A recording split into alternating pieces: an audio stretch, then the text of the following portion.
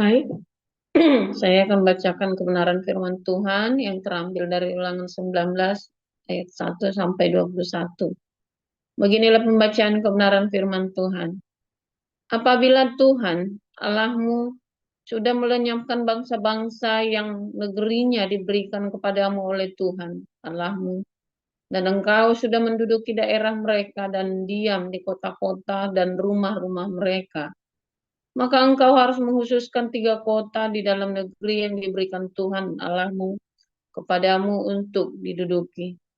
Engkau harus menetapkan jauhnya jalan dan membagi dalam 3 bagian wilayah negeri yang diberikan Tuhan Allahmu untuk dimiliki olehmu, supaya setiap pembunuh dapat melarikan diri ke sana.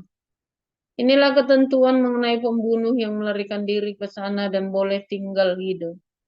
Apabila ia membunuh sesamanya manusia dengan tidak sengaja dan dengan tidak membenci dia sebelumnya, misalnya apabila seseorang pergi ke hutan dengan temannya untuk membelah kayu, ketika tangannya mengayunkan kapak untuk menebang pohon kayu, mata kapak terlucut dari gagangnya, lalu mengenai temannya sehingga mati, maka ia boleh melarikan diri ke salah satu kota itu dan tinggal hidup.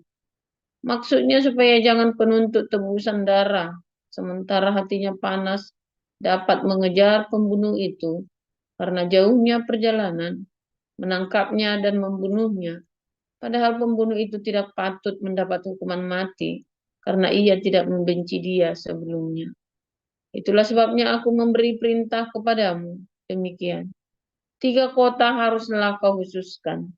Dan jika Tuhan Allahmu sudah meluaskan daerahmu nanti, seperti yang dijanjikannya dengan sumpah kepada nenek moyangmu, dan sudah memberikan kepadamu seluruh negeri yang dikatakannya akan diberikan kepada nenek moyangmu, apabila engkau melakukan dengan setia perintah ini, yang kusampaikan kepadamu pada hari ini, dengan mengasihi Tuhan Allahmu, dan dengan senantiasa hidup menurut jalan yang ditunjukkannya, maka haruslah engkau menambah 3 kota lagi kepada yang 3 itu, supaya jangan tercurah darah orang yang tidak bersalah di negeri yang diberikan Tuhan Allahmu kepadamu menjadi milikmu, dan hutang darahmu lekat kepadamu.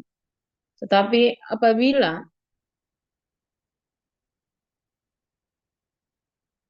tetapi apabila seseorang membenci sesamanya manusia dan dengan bersembunyi menantikan dia, lalu bangun menyerang dan memukul dia sehingga mati, kemudian melarikan diri ke salah satu kota itu, maka haruslah para tua-tua kotanya menyuruh mengambil dia dari sana dan menyerahkan dia kepada penuntut tebusan darah supaya ia mati dibunuh.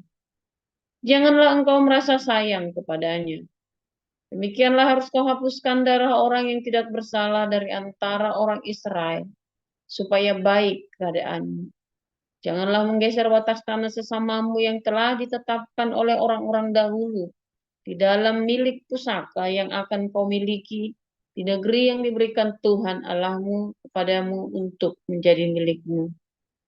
Satu orang saksi saja tidak dapat menggugat seseorang mengenai perkara, kesalahan apapun atau dosa apapun yang mungkin dilakukannya. Baru atas keterangan 2 atau 3 orang saksi perkara itu tidak disangsikan. Apabila seorang saksi jahat menggugat seseorang untuk menuduh dia mengenai suatu pelanggaran, maka kedua orang yang mempunyai perkara itu haruslah berdiri di hadapan Tuhan, di hadapan imam-imam dan hakim-hakim yang ada pada waktu itu. Maka hakim-hakim itu harus memeriksanya baik-baik. Dan apabila ternyata bahwa saksi itu seorang saksi dusta, dan bahwa ia telah memberi tuduhan dusta terhadap saudaranya, maka kamu harus memperlakukannya sebagaimana ia bermaksud memperlakukan saudaranya. Demikianlah harus kau hapuskan yang jahat itu dari tengah-tengahmu. Maka orang-orang lain akan mendengar dan menjadi takut, sehingga mereka tidak akan melakukan lagi perbuatan jahat seperti itu di tengah-tengahmu. Janganlah engkau merasa sayang kepadanya, sebab berlaku nyawa ganti nyawa, mata ganti mata, gigi ganti gigi. tangan ganti tangan, kaki ganti kaki. Demikian.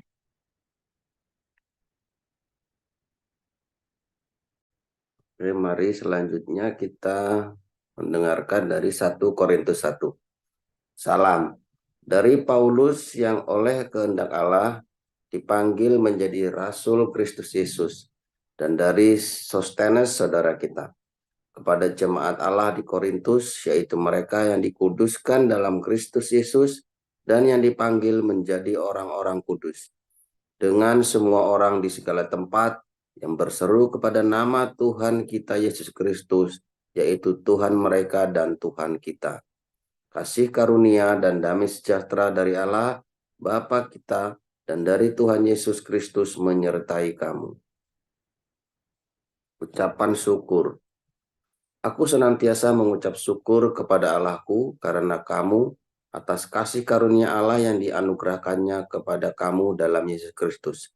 Sebab di dalam Dia kamu telah menjadi kaya dalam segala hal, dalam segala macam perkataan dan segala macam pengetahuan, sesuai dengan kesaksian tentang Kristus yang telah diteguhkan di antara kamu. Demikianlah kamu tidak kekurangan dalam suatu karunia pun, sementara kamu menantikan pernyataan Tuhan kita Yesus Kristus. Ia juga akan meneguhkan kamu sampai kepada kesudahannya, sehingga kamu tak bercacat pada hari Tuhan kita Yesus Kristus. Allah yang memanggil kamu kepada persekutuan dengan anaknya Yesus Kristus, Tuhan kita adalah setia.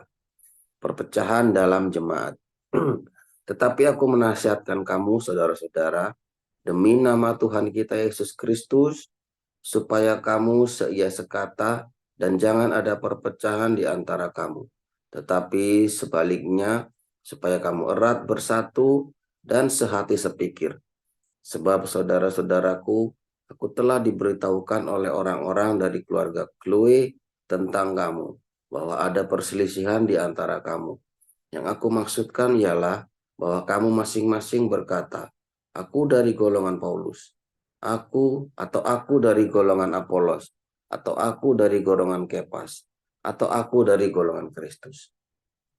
Adakah Kristus terbagi-bagi? Adakah Paulus disalibkan karena kamu?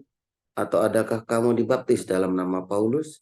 Aku mengucap syukur bahwa tidak ada seorang pun di antara kamu yang aku baptis selain Krispus dan Gaius. Sehingga tidak ada orang yang dapat mengatakan bahwa kamu dibaptis dalam namaku. Juga keluarga Stefanus aku yang membaptisnya. Kecuali mereka aku tidak tahu. Entahkah ada lagi orang yang aku baptis. Sebab Kristus mengutus aku bukan untuk membaptis, tetapi untuk memberitakan Injil, dan itu pun bukan dengan hikmat perkataan, supaya salib Kristus jangan menjadi sia-sia. Hikmat Allah dan hikmat manusia. Sebab pemberitaan tentang salib memang adalah kebodohan bagi mereka yang akan binasa. Tetapi bagi kita yang diselamatkan, pemberitaan itu adalah kekuatan Allah. Karena ada tertulis, aku akan membinasakan hikmat orang-orang berhikmat, dan kearifan orang-orang bijak akan kulenyapkan. Di manakah orang yang berhikmat? Di manakah ahli Taurat? Di manakah pembantah dari dunia ini? Bukankah Allah telah membuat hikmat dunia ini menjadi kebodohan? Oleh karena dunia dalam hikmat Allah tidak mengenal Allah oleh hikmatnya, maka Allah berkenan menyelamatkan mereka yang percaya oleh kebodohan pemberitaan Injil. Orang-orang Yahudi menghendaki tanda dan orang-orang Yunani mencari hikmat. Tetapi kami memberitakan Kristus yang disalibkan, untuk orang-orang Yahudi suatu batu sandungan, dan untuk orang-orang bukan Yahudi suatu kebodohan. Tetapi untuk mereka yang dipanggil, baik orang Yahudi maupun orang bukan Yahudi, Kristus adalah kekuatan Allah dan hikmat Allah. Sebab yang bodoh dari Allah lebih besar hikmatnya daripada manusia, dan yang lemah dari Allah lebih kuat daripada manusia. Ingat saja, saudara-saudara, bagaimana keadaan kamu ketika kamu dipanggil. Menurut ukuran manusia, tidak banyak orang yang bijak, tidak banyak orang yang berpengaruh, tidak banyak orang yang terpandang. Tetapi apa yang bodoh bagi dunia dipilih Allah untuk memalukan orang-orang yang berhikmat. Dan apa yang lemah bagi dunia dipilih Allah untuk memalukan apa yang kuat. Dan apa yang tidak terpandang dan yang hina bagi dunia dipilih Allah. Bahkan apa yang tidak berarti dipilih Allah untuk menyediakan apa yang berarti. Supaya jangan ada seorang manusia pun yang membanggakan diri di hadapan Allah. Tetapi oleh Dia kamu berada dalam Kristus Yesus, yang oleh Allah telah menjadi hikmat bagi kita. Ia membenarkan dan menguduskan dan menebus kita. Karena itu seperti ada tertulis, barang siapa yang bermegah, hendaklah ia bermegah di dalam Tuhan. Demikian firman Tuhan. Amin. Amin. Untuk firman Tuhan, selanjutnya kita akan dengar renungan firman Tuhan hari ini dan tema saksi. Silakan Pastor Joseph Oljam.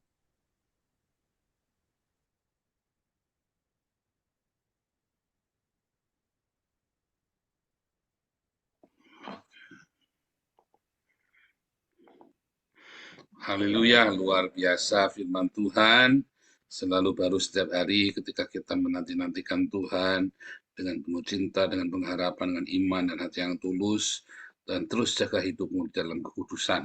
Ya, saudara, judul hari ini saksi. Ya, saudara, ketika orang Israel akan menghukum seseorang atau mengadili seseorang, maka membutuhkan minimum dua saksi, 2-3 saksi baru sah, saudara ya. Saksi itu sangat penting ya di dalam tradisi dan hukum Israel. Kalau Anda menjadi nabi, maka harus ada kesaksian 2-3 orang. Anda menjadi imam, pentahbisannya juga harus ada yang menyaksikan. Ketika Anda menikah, juga 2 atau 3 orang saksi, saudara. Nggak cukup cuma 1 saksi, harus 2 atau 3 orang sah saksi itu ya.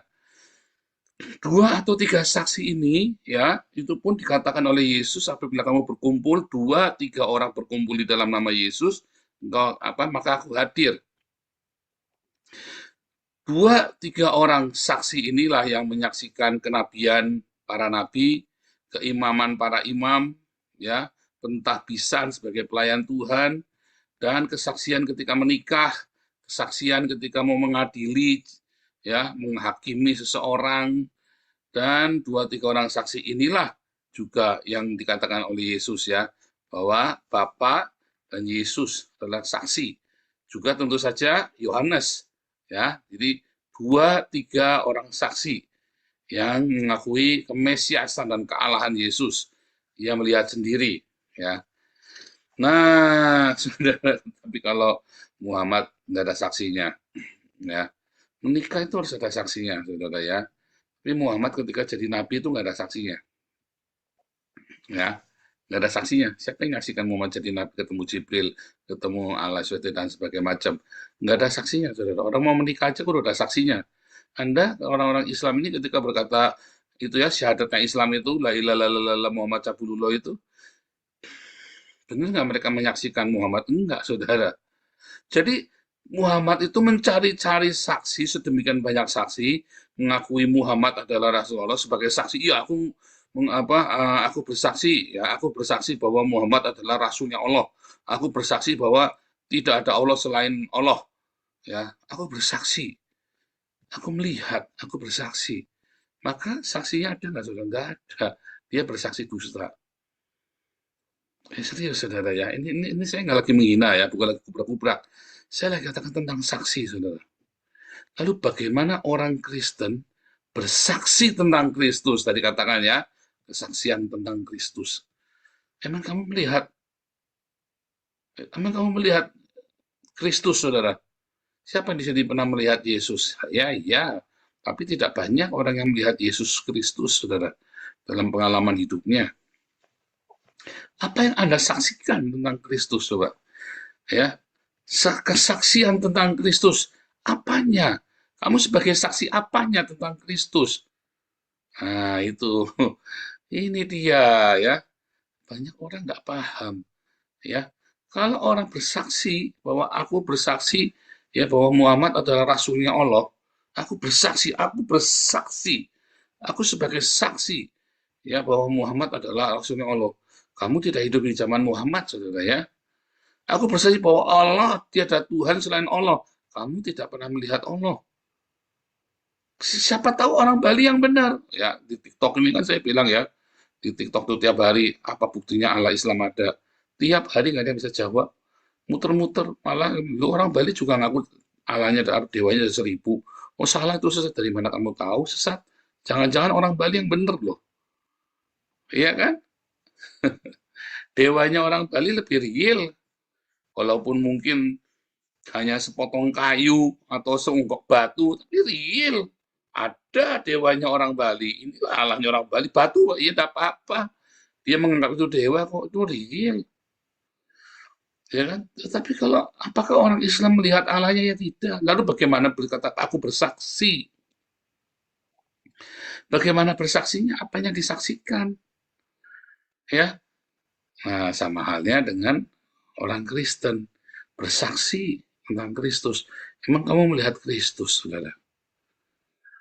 Nah, kamu melihat buah dari nama Kristus. Itulah kesaksian orang Kristen, yaitu hidupmu yang dipenuhi oleh Kristus, oleh Roh Kristus. Itulah kesaksian, saudara ya. Ketika kamu bersaksi, ya, menyaksikan, kamu melihat, merasakan, dan kamu menunjukkan kepada orang lain. Itulah yang namanya bersaksi, ya, tentang Kristus. 2-3 orang bersaksi. Komunitas kita adalah menjadi saksi kebaikan Tuhan Yesus. Ya kan? Kita berseru kepada nama Yesus, dan Anda dan saya adalah saksi bahwa ya Yesus Kristus sungguh hidup, Yesus Kristus masih bekerja dan masih menyatakan karya-karya cintanya di dalam hidup kita. Nah, itulah bersaksi. Nah, kalau karyanya Muhammad apa, saudara? Anda bersaksi bahwa Muhammad adalah rasulnya Allah. Nah, Anda sedang apa? Disuruh mengklaim, bukan bersaksi.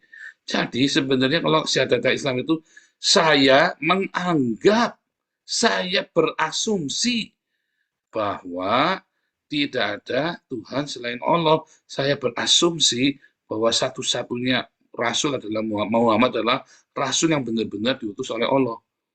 Berasumsi, Anda tidak menyaksikan. Anda sedang bersaksi dusta.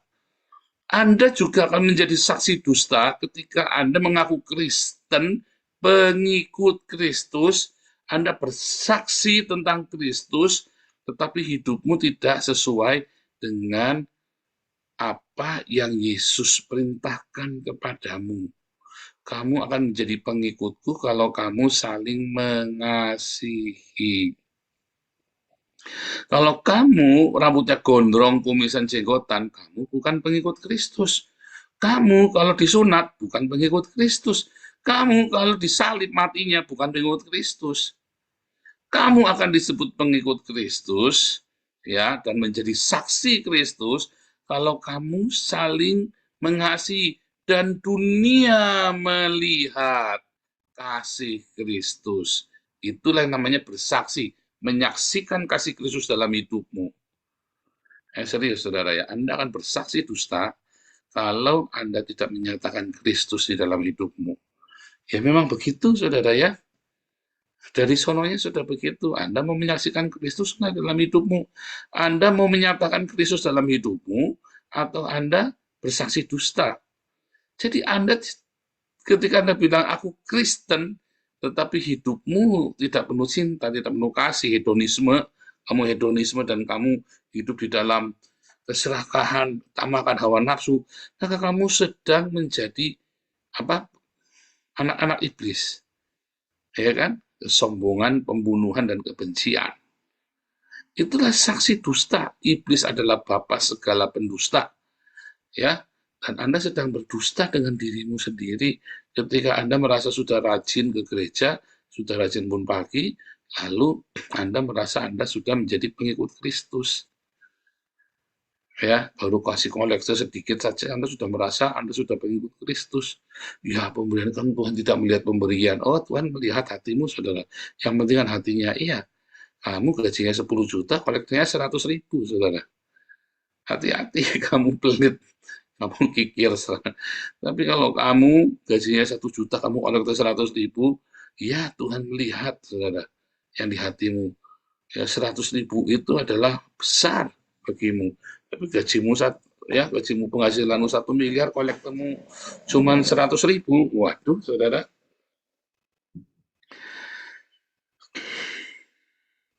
Wah, saya kolektornya besar, Pak. 100 juta, Pak. Kolektornya kemana? Ke gereja, Pak. Buat apa gerejanya? Nggak tahu, Pak. Kita serahkan itu kan pekerjaan Tuhan. Buat beli LED yang gede banget, buat beli apa saudara, bikin gedung yang harganya triliunan, buat beli limousinnya pendeta, Pak, supaya memuliakan nama Tuhan. Pendetanya kita kalau naik pesawat pakainya pesawat bisnis kelas, Pak, supaya pendetanya kakinya jangan bengkak, Pak. Ya, soalnya dari sering pelayanan dari Indonesia ke Amerika, kita harus melayani yang terbaik buat Tuhan, bukan buat pendeta. Ya, pendetamu suruh naik bisnis kelas, saudara ya, supaya kakinya jangan bengkak. Padahal kerjanya cuma khotbah. Lah, saudara ya, Jokowi saja yang presiden kalau pergi-pergi naiknya bukan bisnis kelas ekonomi, saudara, naiknya kelas ekonomi. Itu bukan bersaksi, saudara. Kamu sedang tidak bersaksi. Kamu sedang memanjakan pendetamu. Saya juga senang digituin. Tapi dulu pernah ada yang nawarin saya naik cruise ya, naik cruise satu orang 250 euro, saya mau ditraktir, saudara ya.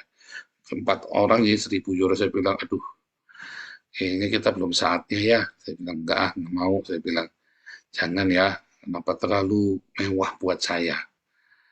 Bukan soalnya 1 orang 1.000 euro atau apa ya, saya lupa ya dulu ya. Pokoknya itu buat kami besar sekali. Saya bilang, jangan ya, kita buat, kalau boleh uangnya saya minta saja buat pelayanan. Saya bilang begitu ya. Kalau 1.000 euro buat naik cruise rasanya aduh, terlalu mewah buat saya ya. Saya bilang begitu ya, saudara ya. Bukan sombong, bukannya sok. Saya bukan, memang benar-benar eman-eman ya. Kita ada banyak sekali pekerjaan-pekerjaan, kita banyak sekali proyek untuk pelayanan di Belanda ini ya. Kita mau bikin kantin ya, nanti yang layani orang-orang yang Down syndrome. Ya, kita bikin itu ya di sini ya. Dan kita juga orang-orang yang ADHD, yang anak-anak yang drugs, yang narkoba itu ya, kita juga sedang layani. Ya kan, makanya kita lihat ya, anak-anak muda sekarang kita mulai banyak ya, anak mudanya bule-bule kita sudah mulai banyak. Karena itulah kesaksian, saudara. Kesaksian itu bukan kalau pendetanya naik limosin, naik mobil mewah. Kesaksian kalau pendetanya nggak naik mobilnya, nggak mobil mewah kan nggak kesaksian, nggak menjadi berkat. Saya bilang, nah itu adalah anggapanmu, saudara.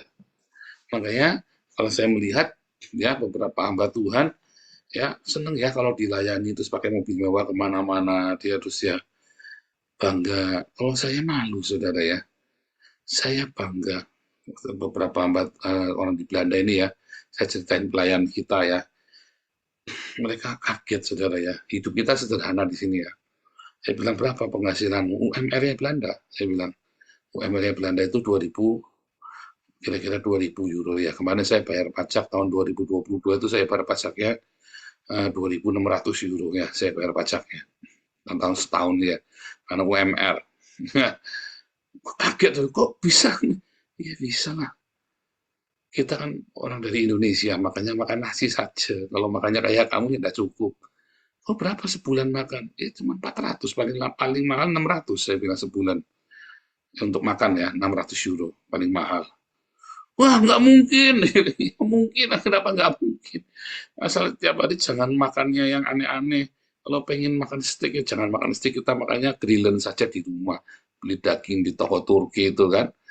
Nah, begitu. Gaya hidup ini disederhanakan, kita hamba Tuhan. Kita ini hamba. Garis bawain ya, kita ini hamba. Jangan sok-sok bergaya seorang pangeran. Bukan kita, aku anak raja. Engkau katanya kita anak raja. Engkau anak raja, kita semua anak raja. Anak raja yang baik akan hidup sederhana ketika rakyatnya menderita. Raja yang baik dan anak raja yang baik, dia hidupnya sederhana di tengah penderitaan rakyatnya. bukannya malah mewah-mewah di tengah penderitaan rakyatnya. Kalau kamu pendeta merasa anak raja, kan kamu hidup bermewah-mewah sementara jemaatmu miskin, maka kamu adalah pendeta yang lalim, saudara. Pendeta yang zolim, yang halim, yang pendeta yang kurang ajar. Ya kan? Apalagi kalau hidup pun dari kolektor. Ya, saudara. Belajarlah hidup sederhana. Ya, belajarlah hidup. Anda semua yang melayani Tuhan. Walaupun ya, Anda, uang saya sendiri pasti kerja. Ya, tetap. Kamu ketika menjadi seorang gembala, seorang hamba Tuhan, jangan menggunakan pakaian mewah, saudara ya. Hiduplah sederhana karena jemaatmu nonton. Dan hartamu yang untuk beli pakaian mewah itu bagikan kepada jemaat yang membutuhkan. Ya, belikan jemaatmu pakaian yang pantas pakai. Jangan kasih bekas. Yuk kita kumpulin pakaian bekas. So, pendetanya rajin kumpulin pakaian bekas. Padahal pendetanya mau kasih seluruh jemaat yang miskin-miskin itu pakaian baru, sepatu baru tiap ya setahun 2 kali dibagi dia sanggup. Tapi dia suruh ngumpulin pakaian bekas buat jemaat. Yuk kita kumpulin pakaian bekas. Lagi-lagi saya dengar pengumuman di gereja. Yuk kita kumpulin pakaian bekas.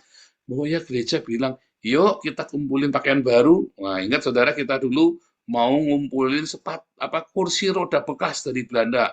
Karena gratis di sini dia harganya cuma 2 euro 20, paling mahal juga cuma 10 euro 20 euro ya, kursi masih bagus-bagus kursi rodanya bekas-bekas. Mau saya kirim ke Indonesia dulu.